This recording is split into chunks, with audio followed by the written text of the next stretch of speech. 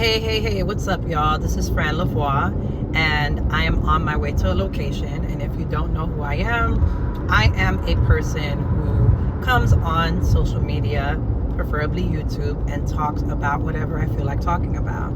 And I typically do it when I'm on my way to a location. Sometimes I do it when I'm stationary.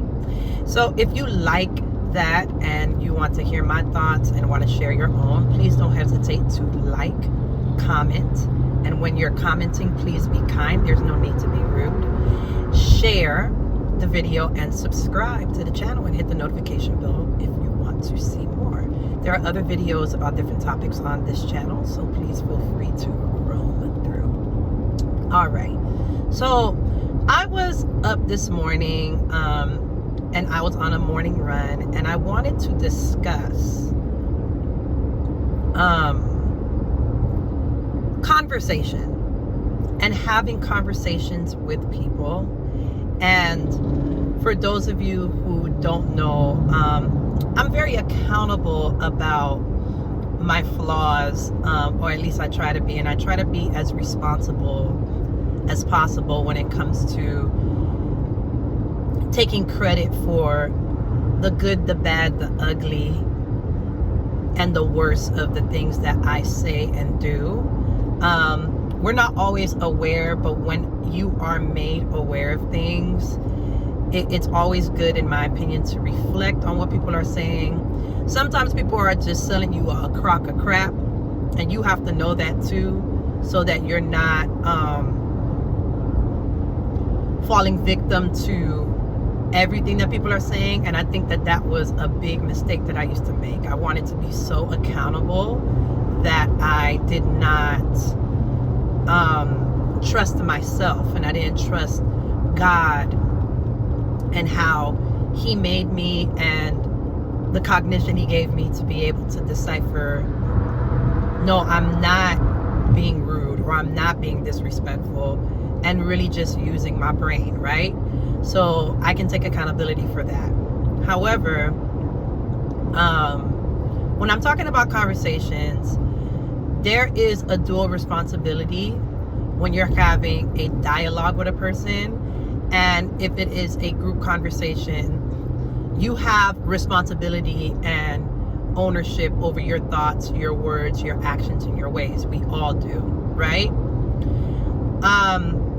If we even want to go deeper, sometimes with our intrusive thoughts, we also have a responsibility to be like, I know that I'm thinking this, but I'm not going to allow this thought to create a negative outcome in my words, in my mood, in my actions, or I can do the opposite, right? We have complete free will that God gave us. If you don't know also that I'm a believer in God, and I'm a perfectly imperfect follower of Christ. If you do not believe in Jesus, please continue to be kind in the comments. I am not here trying to convert nobody. I'm just here talking about my life, child. And God has a lot to do with it. So, with that being said, I saw a post, and I'm going to find it really quick, and I'll be right back. Okay, so I found some quotes. I think this is the one. It's actually about dating, but I want to expound upon it when it comes to our relationship and levels. It just says simply, dating outside of your education bracket leads to misunderstandings and arguments. Now, I want to expand upon it, and I think that there's another quote here that kind of helps it. It says, I'm attracted to intelligence, not the book smart type of intelligence. I could care less whether you've gone to college or how much money you make because of it. I like intelligent conversations that make me think even hours after it's ended. Now, that kind of fixes it up, because I did not like the kind of snooty, well, if I'm dating someone that, you know, has a high school diploma and I have a doctorate degree, then it's definitely going to lead to misunderstandings and arguments. That's a generalization, and it can certainly be false. With that being said, having conversations with people and discussing with people who also, and I think that there's another post here that says, well, there's different examples about talking to people with a low emotional intelligence. And all of those things matter when it comes to congruency and compatibility in conversation. Like I said, the educational bracket level thing, that seemed a little like uppity to me, but I understand what people are saying in the sense that being highly educated should come with a level of intelligence and a cognitive, emotional, and sometimes even spiritual expansion upon your basic level of thinking that allows you to see different perspectives more often than not, that allows you to be able to regulate thoughts and ideals a lot better than someone who has not had that rigor or training. But that's not always true, because once again, we have free will, and being in communication with people always institutes a choice in how you're going to approach listening, perceiving, receiving, and being able to communicate information. While communicating takes a lot of skill, it also takes a lot of choice, right? So I think that for me, I was thinking about a conversation, and I was thinking about conversations I tend to have with a friend of mine, and I'm not going to say anything more or less because the expose, I don't want to expose too deeply, but it's not just this person, but it's several people in my life.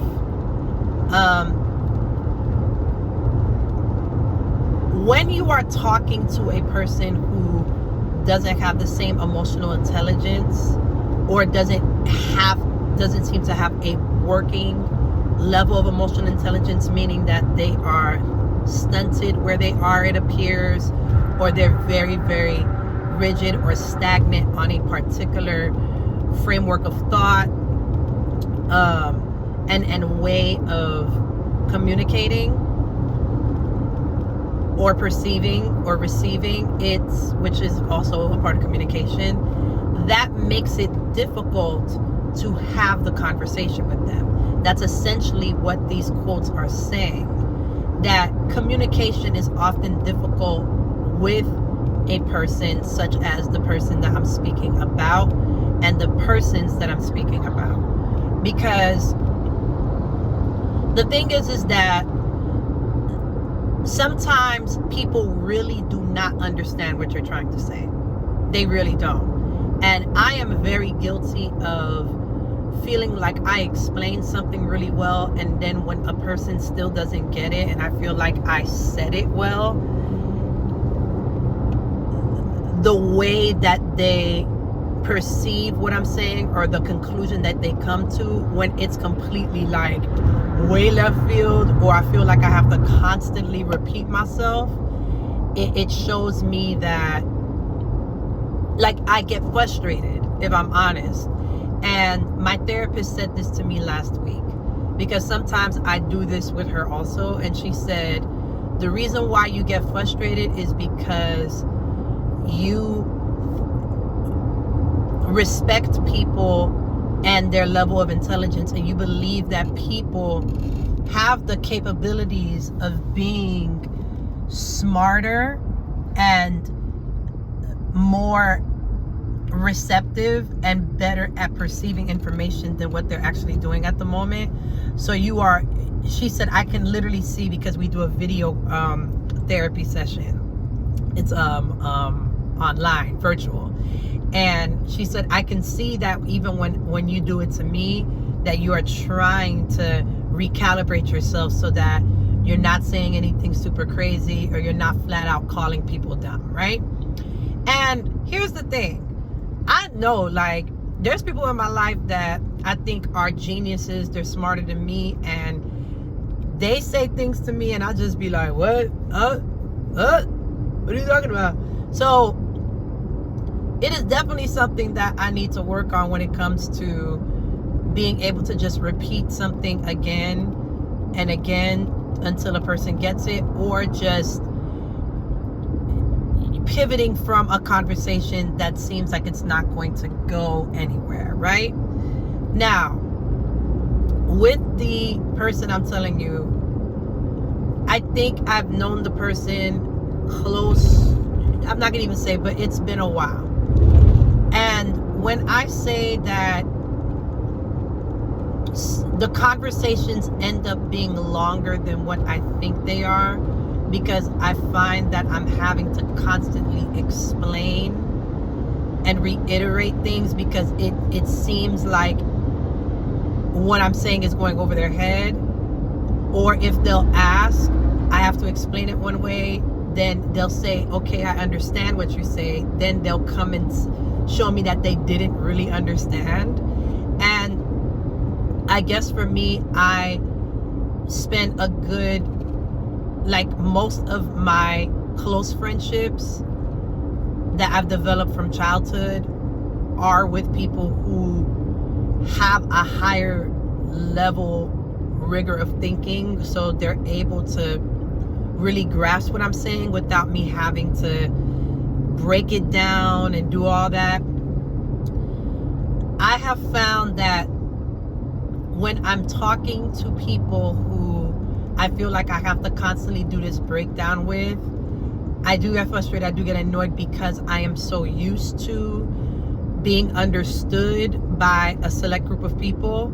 It is terrible that I have made people feel like, man, like what you talking about, B? Like, you really didn't understand? Like, that's terrible, right?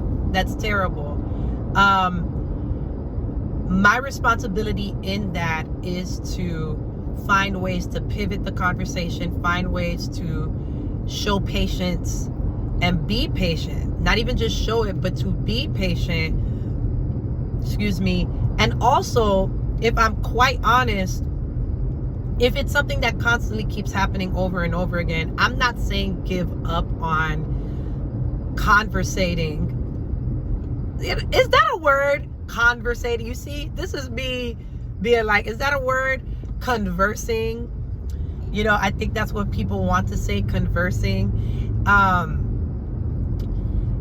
Let me know if that's a word or not. I don't know, child.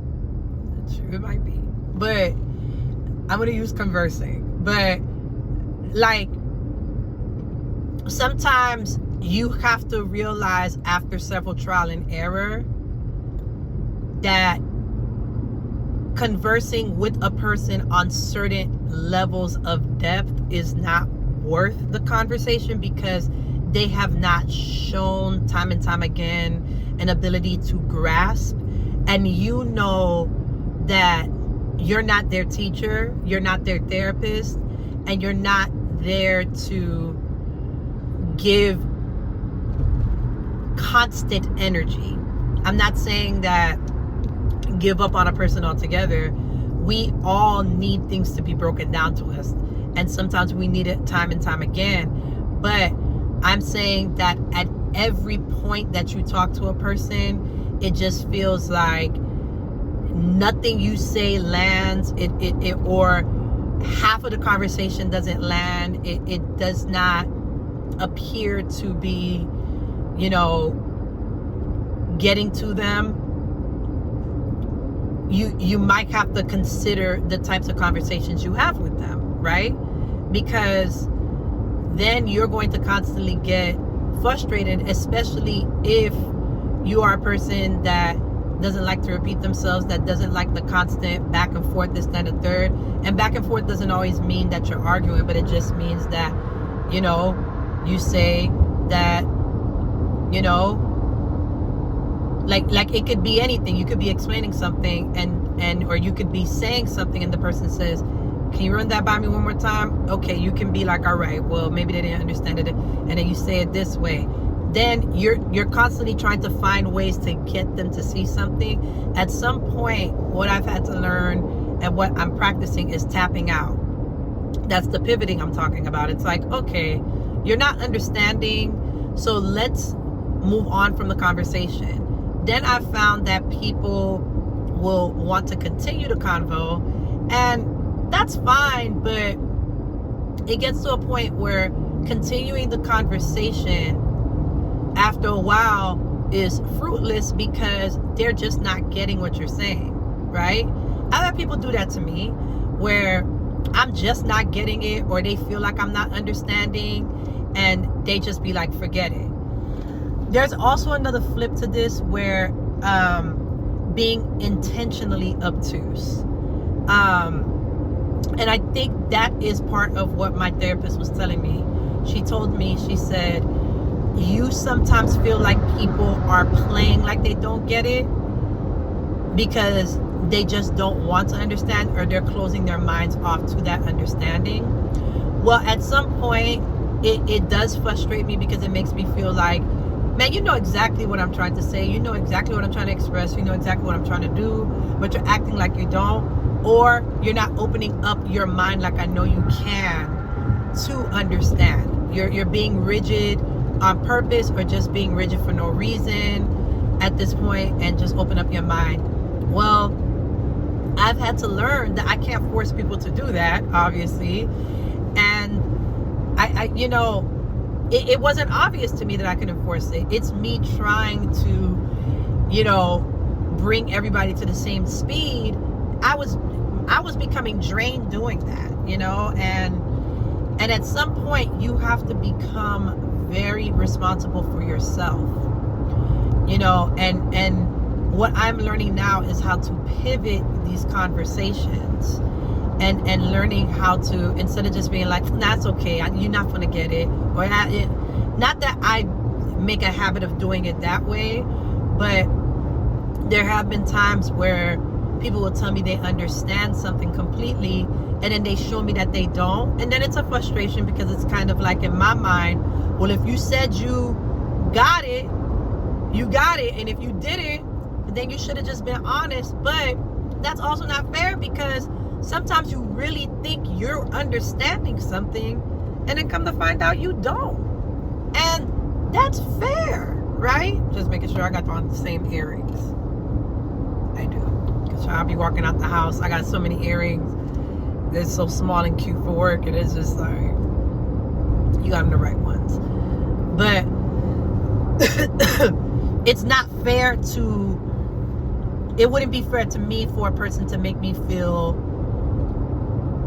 crazy for no reason. It's one thing to feel dumb on your own. Like you feel like, oh, okay, dang, I really thought I got that and I didn't. But it's another thing to feel that way on top of a person confirming how you feel, because you can feel like, dang, that was crazy, I thought I got that, but you don't necessarily feel like an idiot for forever, you know. You just feel like, okay, in that particular moment I just didn't get it.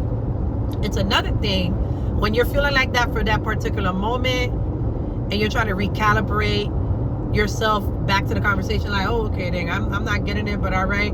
But then that person makes you feel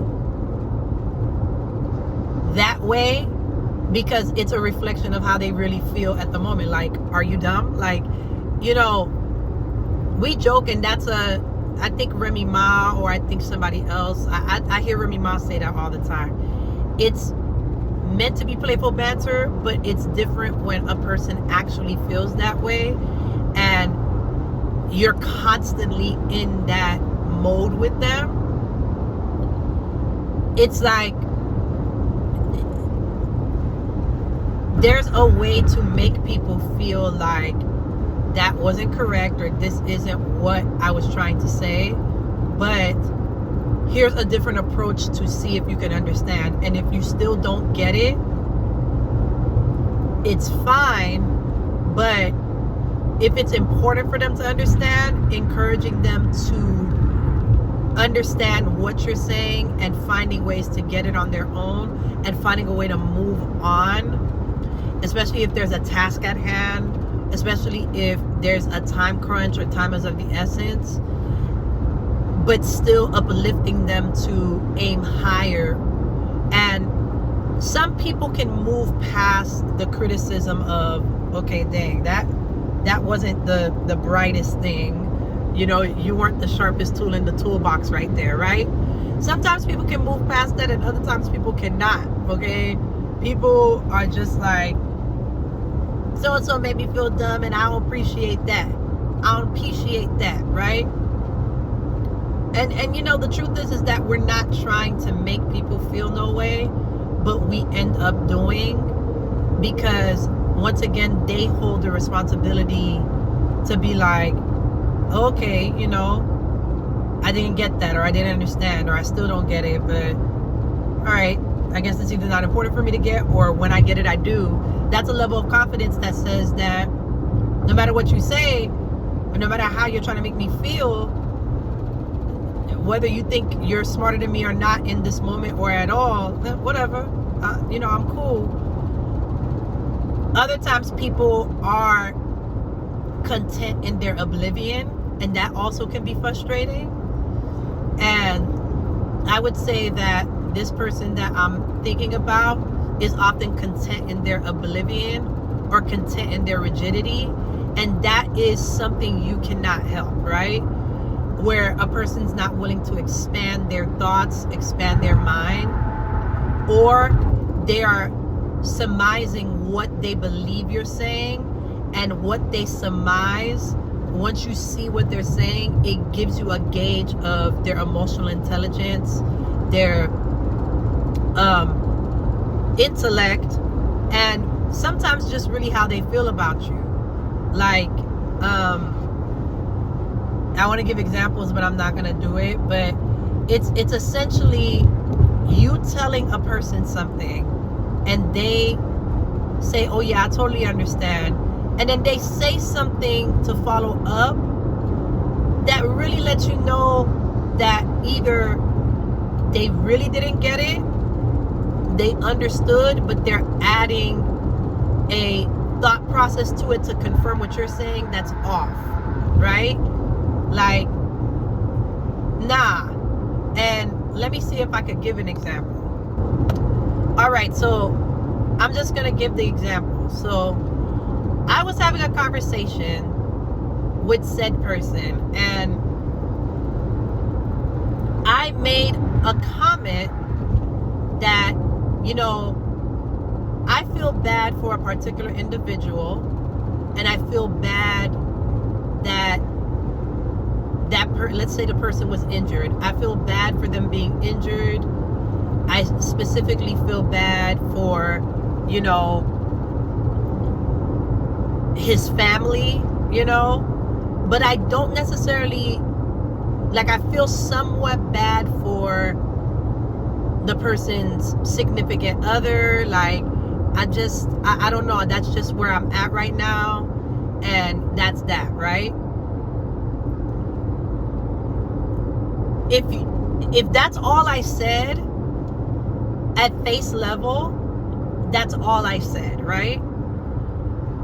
Then it is like the person that received what I said came in and said, you know, I completely understand, but we need to give, you know, people grace and understand that holding a grudge against their significant other is not what God wants us to do.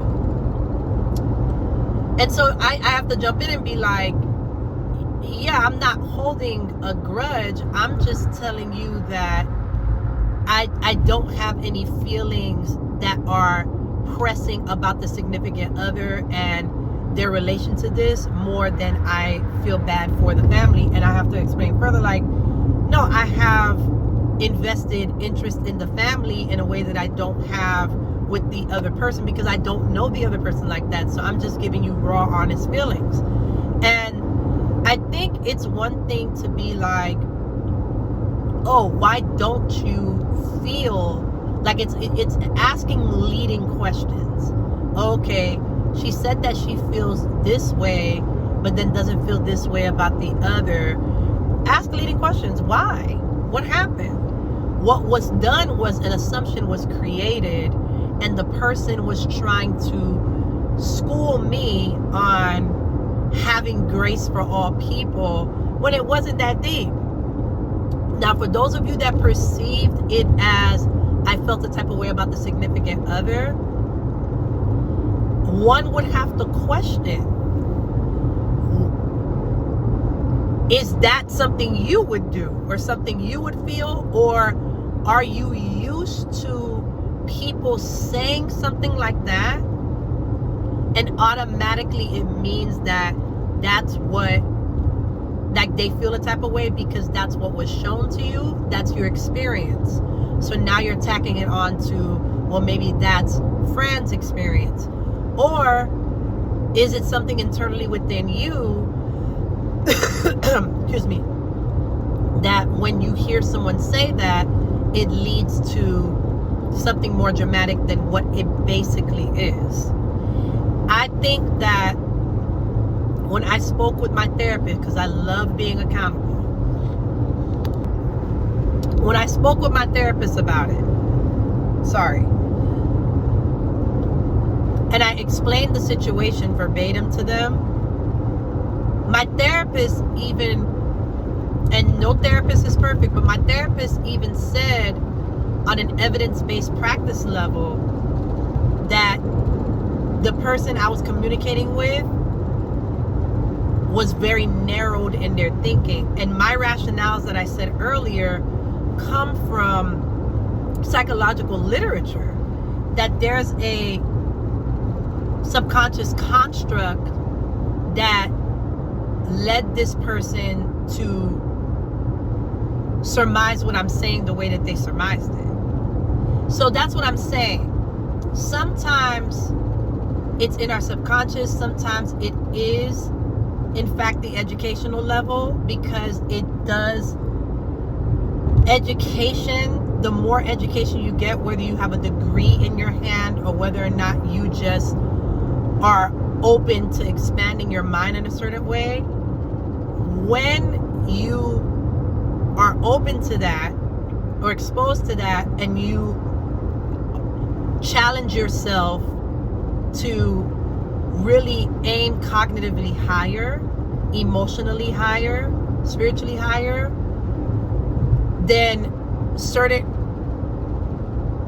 ways that you receive and perceive and regulate information will change, and there will be an expansion upon it that shows in how you respond, shows a lot of times in how you don't respond, and just in how you listen, just communication in general. So my accountability as I end this video is being more patient with people, understanding that my level of communication doesn't necessarily have to change, as in I don't have to water down how I'm speaking, but I do have a responsibility to treat people with, sorry, I was just looking at my nails, I'm like, wait, did you? There is a level of responsibility that I have with people to be patient in my facial expressions, in my mood, in my ways, and also to gauge whether or not certain conversations are worth it. I'm responsible to know where my mind is, where my heart is, and what I can manage, and where I need to pivot conversations when I see it's not going anywhere, or it's going to go awry, or if I need to wrap this up in a bow. I see, and it also challenges me to not necessarily take deep offense all the time or at all when it comes to people reflecting the same to me when I don't get something, or when they feel like the conversation isn't going anywhere, and really understand, am I being intentionally obtuse? Do I really just not understand something? Is our communication levels being affected because we think differently? And that's okay. I've had people be flat out annoyed with me for those reasons in my family, and then it later on turns out that the way that they were thinking about something versus the way I was thinking about it just showed that we were just different in our opinions, and they just couldn't handle my opinion. And that's another thing. So we need to realize that people's opinions are their opinions, and we can have a appalled state or feel shocked or whatever it is that people don't think the way that we think, but that's on the level of control, and we can't control how people think, how people do things. We can be disappointed, we can feel how we feel, but it's not a crime per se for a person to share a different opinion, a different view, a different insight.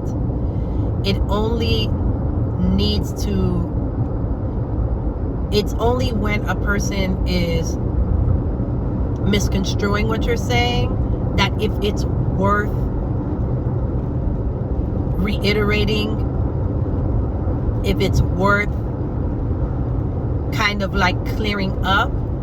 That is what we've been talking about the past 30 minutes, that it's about pivoting when you understand that something is worth clearing up, or if it's just, we're just leaving it there. And that's a pride thing that I know that I need to let go of, that I need to be able to be clear at all times, because it comes from a trauma of feeling like people have been intentionally obtuse with me, feeling like people are trying to frame me to be something that I'm not, feeling like people are saying things and creating narratives that aren't true, and feeling like, no, they've got it wrong, let me explain. There's a percentage of people that they just have it wrong, and it is worth explaining. And then there are some people where they are being intentionally obtuse. They do get it, they just don't want to